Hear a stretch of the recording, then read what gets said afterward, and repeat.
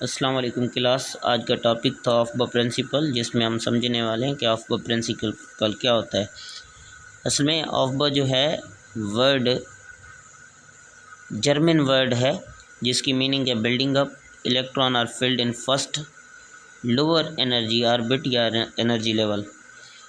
इसमें जो है ये प्रिंसिपल, इसके रूल्स ये हैं कि फर्स्ट जो इलेक्ट्रॉन फिल होंगे ना वो लोअर एनर्जी में होंगे। जैसे कि के है, इसमें 2 इलेक्ट्रॉन फिल हुए, और एल में कितने होते हैं, दूसरे नंबर जो शेल है उसमें होते हैं 8 इलेक्ट्रॉन, 3 नंबर शेल में 18 इलेक्ट्रॉन होते हैं, और 4 में क्या होते हैं 32 इलेक्ट्रॉन। अब जैसे कि देखा है कि भाई के शेल जो है वो क्या है, पहला शेल है, यानी N1 है। तो अगर N1 है ना, यानी उसके सब शेल क्या होंगे, एक ही होगा। जैसे कि 1 सामने लिखा है। अगर एल शेल कितना है, एल शेल यानी एन जो नंबर ऑफ़ शेल को ज़ाहिर कर रहा है, नंबर ऑफ़ शेल कितने हैं, दूसरे शेल आ रहा है, पहला दूसरा एल है। अब इसमें इसके सब शेल कितने होंगे, 2 होंगे, एस और पी। सेम तरीके से जो शेल नंबर 3 होगा, N3 होगा, तो उसमें जो उसके जो सब शेल होंगे ना वो 3 होंगे, एस पी एंड डी। इस तरह से 4 नंबर शेल जो होगा उसके जो सब शेल हैं वो S P D and F होंगे। देखें कुछ एग्जांपल है हमारे पास कि भाई हाइड्रोजन का एटॉमिक नंबर 1 है, तो इसके जो इलेक्ट्रॉन फिल होंगे 1s में, यानी 1 इलेक्ट्रॉन फिल होगा। तो हीलियम के पास 2 होते हैं तो 2s, बोरान के पास होते हैं 5, इसका एटॉमिक नंबर है 1s2, 2s2 और 2p1। नियॉन का जो एटॉमिक नंबर है 10 है, तो इसके फर्स्ट ऑर्बिट में कितने, 2 इलेक्ट्रॉन, दूसरे में 2 और तीसरे में 6 पी में, 1s2, 2s2, 2p6। सेम तरीके से सोडियम का एटॉमिक नंबर 11 है, तो इसका जो है 1s2, 2s2, 2p6 and 3s1। Chlorine में क्या है, 1s2, 2s2, 2p6, 3s2 और 3p5। अब ये इलेक्ट्रॉन इस तरह से क्या हो रहे हैं, फिल हो रहे हैं।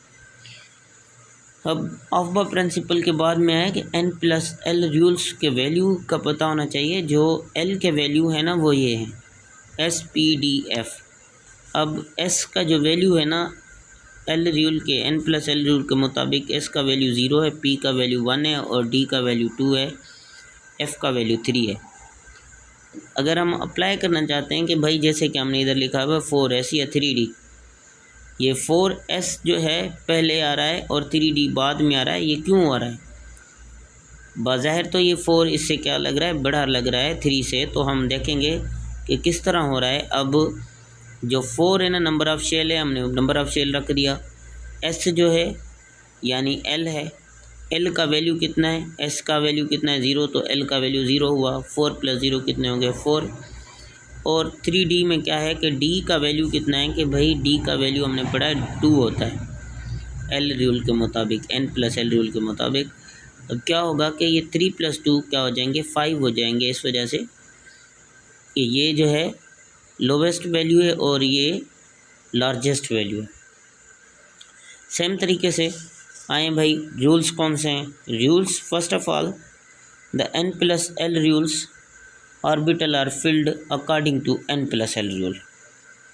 ये हमने समझ लिया कि n+l रूल के मुताबिक क्या होंगे, ऑर्बिटल फिल होंगे, इलेक्ट्रॉन फिल होंगे ऑर्बिट में। तो फर्स्ट जो है orbit have the n+l lower value are filled first. जिनका n+l का जो वैल्यू लोवेस्ट होगा वो पहले फिल होगा, और दूसरे में n+l वैल्यू अगर सेम हो जाए 2 ऑर्बिटल का, तो हम क्या समझेंगे कि भाई फर्स्ट, फिर हमने देखना है कि विद लोअर वैल्यू n, जिसका n का वैल्यू क्या हो, लो हो, तो वो पहले फिल होगा।